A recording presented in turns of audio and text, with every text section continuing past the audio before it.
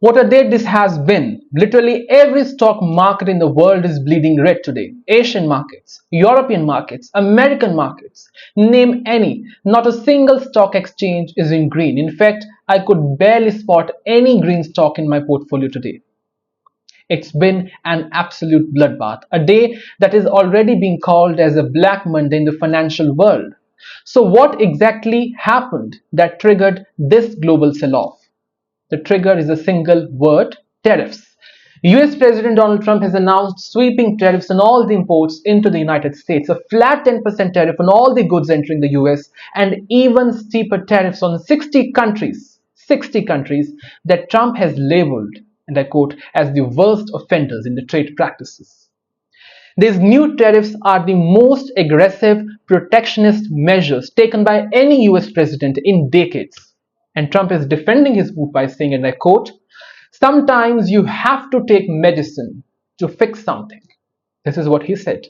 But here's the thing. What if the patient is allergic to that medicine? What if the doctor misdiagnosed the problem? And that's exactly what seems to be happening here. The world economy is allergic to entire free trade global practices. Global trade is the backbone of the world's economy today. Supply chains are deeply integrated. Tariffs disrupt those chains. They increase the cost of doing business, raise prices for customers, and ultimately slow down the global growth. Markets have reacted. Japanese market crashed by 7.8%. Hong Kong's market lost over 12%. In the US, the S&P 500 fell by nearly 6% in a single day, its worst performance since the 2020 pandemic crash. Saudi Arabia's stock exchange fell by 7% on Sunday itself, and the European markets, they're following the same pattern. JP Morgan now estimates a 60% chances of a global recession triggered by these tariffs. And to be honest, that fear is not baseless. So where do we go from here? I would say brace yourself for more uncertainty. This move by Trump is not just about tariff. It's a bigger strategy. It's a part of a larger game. You see, Trump is a negotiator. He creates leverage by creating chaos. His idea is simple: force countries to come to the negotiating table and offer trade concessions to the US.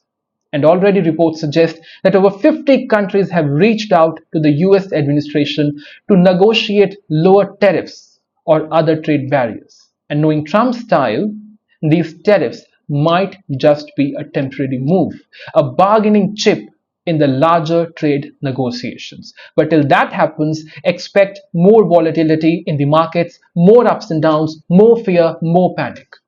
Remember, markets hate uncertainty, and right now there is plenty of that going around. And my personal view is that eventually these tariffs will be rolled back or softened as trade deals are renegotiated.